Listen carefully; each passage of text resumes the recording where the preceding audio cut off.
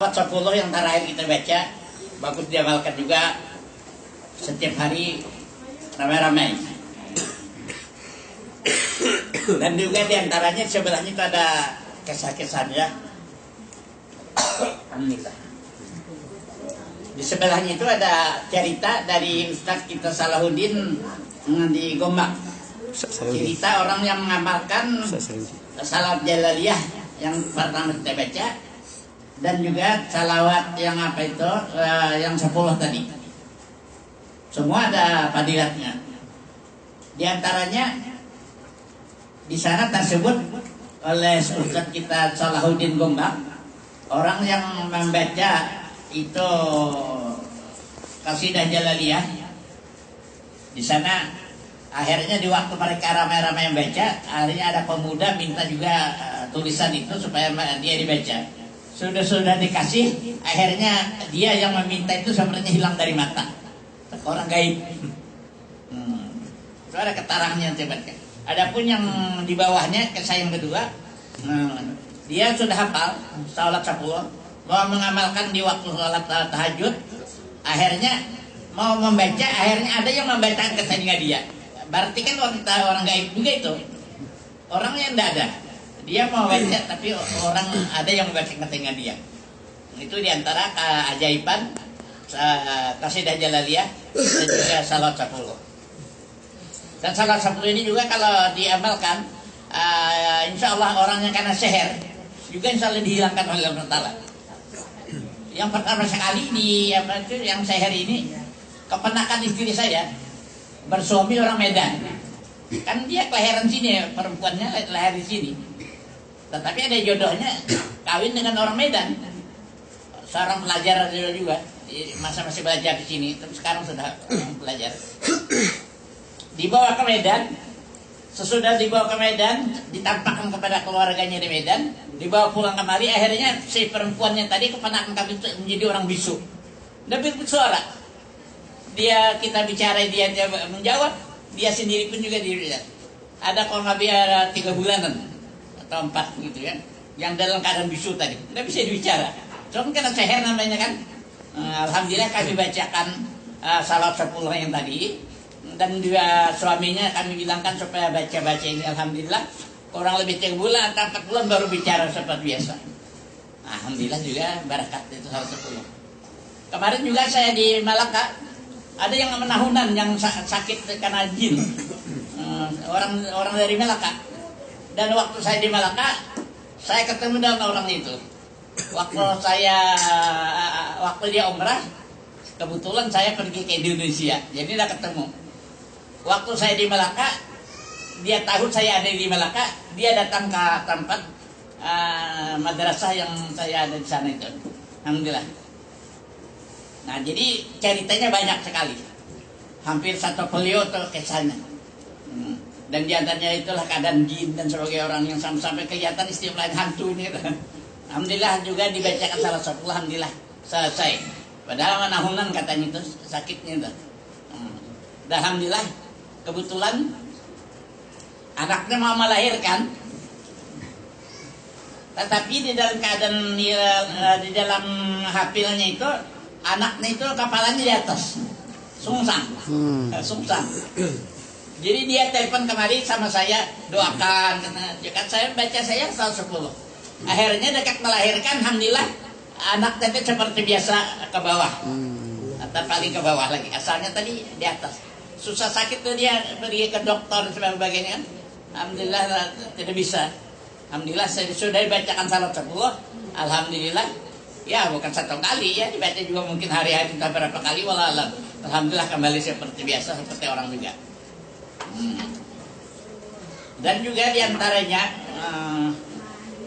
di sini musim haji, 7 orang perempuan tidak ada mempunyai paspor, sudah orang gelap lah sekiranya kan, dan tidak ada surat izin mau berhaji.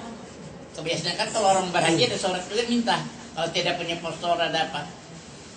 Ada salah seorang supir katanya bayar sama saya 300, saya sampaikan kamu ke Makkah. Akhirnya berangkat 7 orang perempuan. Di tengah jalan tidak ada paspor, dapat ditangkap orang juga akhirnya. Di antara yang 7 perempuan itu hanya satu saja yang hafal salat 10 tadi. Satu saja yang hafal. Allahumma shalli wa sallim ala sayyidina Muhammadin alladzi tadi. Akhirnya dibawa ke kepala kantor polisi. Nah, lalu di kepala kantor ada rahmat di dalam hatinya. Mau kemana? Mau ke mahkamah ini. Tidak ada tulisan, tidak ada apa-apa, person tidak ada. Akhirnya ada rahmat dari Allah SWT. Mana supir, mana mobil kamu? Mobil tadi juga lari sebab membawa orang yang lancongan kan. Nah, nanti kena tangkap juga dia. Akhirnya kepala polisi yang menangkap itu mencarikan mobil untuk ke Makassar ini. Alhamdulillah itu salah. Sebab Bapak di antaranya yang 7 itu hanya hafal satu saja, membaca salat 10 itu sambil baca. Alhamdulillah. Banyak fadilat salat 10. Insya Allah orang misalnya kalau ada dalam rumahnya insya Allah tidak ada keapian, insya Allah tidak ada pencurian dan sebagainya, insya Allah terpelihara. Sekalipun ada pencuri masuk, ada juga hilang, tapi insya Allah digantikan oleh Allah lebih daripada yang hilang. Hilang satu ringgit semuanya, tapi alhamdulillah nanti dia akan dapat 5 ringgit. Berarti seperti dihilang kan? Alhamdulillah. Ini pun juga bukan dari orang lain. Saya juga di rumah sini pernah pengantinan. Alhamdulillah ada maklum orang banyak kan. Pernah punya saya juga hilang.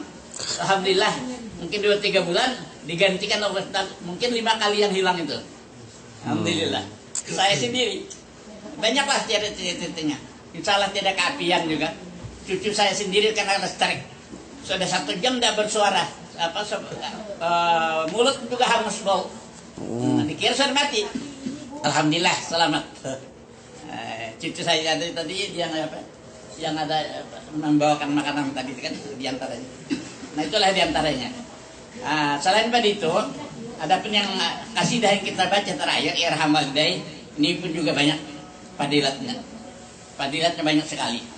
Waktu saya di Malaka, ada salah seorang yang bermimpi melihat ibunya. Ibunya telah wafat lama. Di dalam mimpi itu ibunya cerita dengan anaknya tadi, kami senang sekali dengan ini Irhamul Walidai, artinya doa itu bagi kami di dalam kubur. Orangnya ketemu dengan saya. Dulu saya berita sekarang waktu saya di Malaka tadi datang orang itu. Ini orangnya yang bermimpi. Nama beliau Hamzah. Ibunya katanya meninggal itu adalah kalau tidak salah Maryam. Alhamdulillah. Nah, itulah diantaranya kebaikannya Irhamul Walidai. Orang di akhirat menerima itu hadiah dari kita dengan doa itu senang sekali. Senang sekali. Jadi bagus. Saya anjurkan kepada hadirin sekalian supaya Irhamul Walidai dibaca setiap hari 1 kali, 2 kali, 3 kali, banyak-banyak lah. Karena orang yang di dalam kubur suka, orang yang di dalam kubur suka mendengar Irhamul Walidai sampai ke dalam hadiah dari kita.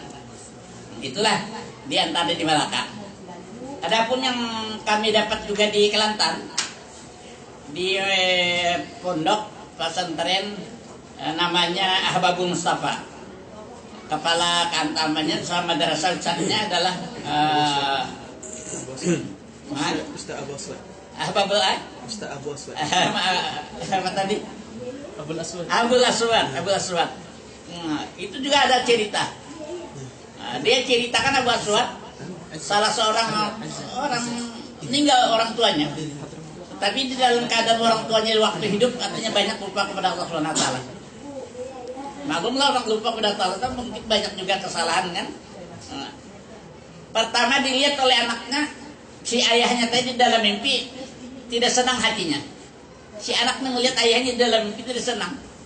Maklumlah mungkin dia ada kesalahan kan bagaimana. Dan sudah beberapa kali ditanam pokok di atas kuburnya tidak mau tumbuh. Mungkin pokok apa yang harum atau apa kan, tidak tumbuh. 13 tahun dah tumbuh, data mati tambah lagi, tidak ada mana. Alhamdulillah mimpi yang kedua dapat lihat ayahnya dalam keadaan baik. Tadi yang pertama kali tidak senang hatinya, tapi dia baca Irham ini, mudahan Allah SWT merahmati ayahnya, dirahmati oleh Allah. Alhamdulillah keadaan yang mimpi yang kedua melihat keadaan ayahnya baik. Lalu katanya nih, saya coba kebaikan saya ini betul atau tidak dalam mimpi ini. Dia bawa satu pokok di atas kuburnya ditanamkan. Hampir dalam 1 minggu subur bagus. Tadi di 13 tahun tidak tumbuh di sana. Karena memang dalam hadis itu kubur orang itu 2 macam. Ada yang satu daripadanya adalah kubur yang ada mempunyai rahmat, dingin lagi kan. Yang kedua naudzubillah daripada adab. Boleh jadi kuburnya panas, akhirnya tidak ada yang tumbuh. Alhamdulillah sudah dia melihat ayahnya dalam keadaan baik, dia membaca irham ini, alhamdulillah senanglah hati dia. Dan di bawah pohon ditumbuhkan, alhamdulillah subur katanya. Itu di Kelantan. Pondok yang bernama apa tadi? Ahbabung Mustafa. Baru 2 hari saya dikirimi oleh Ahbabung Mustafa, Ustadz tadi Abu Aswad. Abu Aswad. lupa saja. Abu Aswad datang ada anunya SMS-nya, surat. Tadi kan waktu di Melaka dia bicara begini macam. Jadi baru ada kejadian lagi bahwasanya ada salah seorang yatim, boleh jadi mungkin sudah tua juga kan, mungkin sudah puluhan tahun, yatim mungkin sudah 15 tahun kan jadi yatim lagi. Kata Abu Aswad tadi, si yatim ini bermimpi juga karena dia selalu banyak membaca Irham Walidain. Karena apabila kita selalu membaca untuk orang tua di dalam kubur, itu ada seorang anak yang saleh namanya. Siapa saja kita ini selalu berdoa kepada Allah Taala 1 kali, 2 kali, 3 kali. Siapa yang banyak, banyak juga. Seperti mana firman Allah Taala kan, wa qur rabbirhamhuma kama rabbayani shaghir. Itu perintah dari Allah Taala supaya kita ini banyak-banyak mendoakan ayah dan bunda kita dapat rahmatan. Jadi si yatim tadi bagaimana? Inilah apa itu? Mimpi yang sangat gembira sekali. Sesudah saya baca surat ini tadi, sebelum asar saya turun masjid, alhamdulillah saya sujud syukur karena Allah SWT. Karena apa? Sujud syukur karena alhamdulillah kita istilahnya hanya menulis saja, tapi keberkatan ini juga adalah daripada Syekh kami, Syekh Hasan Nasar, mendoakan tulisan saya diberkati Allah Ta'ala. Alhamdulillah ada timbul barakatnya. Jadi si anak tadi memimpi menuju makam Rasulullah SAW, menemui Rasulullah dalam mimpi. Sesudah sampai ke depan Rasulullah membilangkan kepada si anak tadi, orang tua kamu bagus sekali dikirimi atau didoakan ini Irham Walidain. Alhamdulillah saya sujud syukur karena Allah SWT. Ini satu kegembiraan sekali. Rasulullah yang mengatakan begitu macam, ayahanda bunda kamu dia suka sekali, bagus sekali doa ini dibacakan. Jadi kepada hadirin sekalian, mudah-mudahan juga Irham ini dibaca. Jangan 1 kali 2 kali, khusus sebelum tidur malam. Doakanlah Irham Walidain. Kan terjemahnya ada di sana. Irhamillahi walidai wa fillahum kullal asam. Mungkin juga saudara Kornain yang balas agama. Ini tidak usah lain-lain. Ini orangnya ada di muka kita. Dia asalnya tidak punya agama, tidak ada surat, tinggal di Makkah ini. Ada salah seorang Saudi mati ibunya, lalu dipanggil untuk tahlilan, tahlilan ya. Lalu dibacakan oleh dia ini Irham Walidain. Alhamdulillah ditanya oleh yang punya rumah, kamu ada punya agama atau tidak? Dikirakan oleh dia mau ditangkap atau apa ini. Jadi tidak ada punya agama. Akhirnya mana fatpur kamu?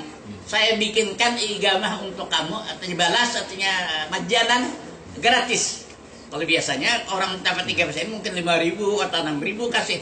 Alhamdulillah gratis. Wow. Ini orangnya dia 10 tahun belum pernah bayar. Mana dia ngasih uang perpanjang dikasih. Subhanallah. Pernah 200 dikasihnya perpanjang, pernah 1.500. Nggak pernah bayar saya di sini tinggal. Untuk memperbarui itu bayar. Subhanallah. Untuk pembari bayar. Tak ada 2.000 ada yang sampai berapa ribu. ribu. Dosen di Umur Qura. Ini yang di belakang kita ini berapa ribu tuh bayar itu. Memperbarui agama itu. Itu petani. Hah? Puluhan lah. 25. Hah? Coba lihat. Karena macam-macam lah orang Saudi itu kan ada yang artinya suka membantu talabatul ilmi, ada juga yang tidak. Nah jadinya berkat Irham Walidain, alhamdulillah. Berkat apa?